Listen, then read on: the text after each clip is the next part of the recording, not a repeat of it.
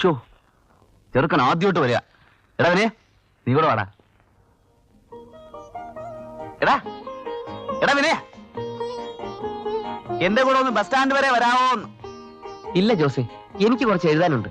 ഓ, അവന്റെ ഒരു മുട്ടിഞ്ഞ എഴുത്ത്. എഴുതിക്കോ എഴുതിക്കോ, ഒടുവിൽ ഞാൻ വീട്ടം വാങ്ങാനുള്ളതല്ലേ.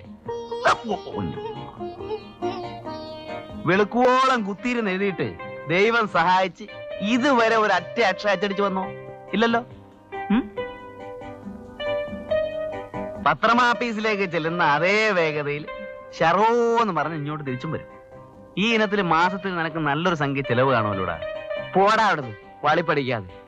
ചളുപിളാന്ന് വാചകം അടിക്കാനും പെമ്പിള്ളയുടെ പിറകെ വെള്ളം ഇറക്കി നടക്കാനും അല്ലാതെ ക്രിയേറ്റീവായിട്ട് എന്തെങ്കിലും ചെയ്യാൻ നിന്നെ കൊള്ളുവാടാ. ഇല്ലായേ, പക്ഷെ അതിനെങ്കിലും കൊള്ളുവേ. നിന്നെ കൊണ്ട് അതിനും കൊള്ളത്തില്ലോടാ. നീ പോടാ.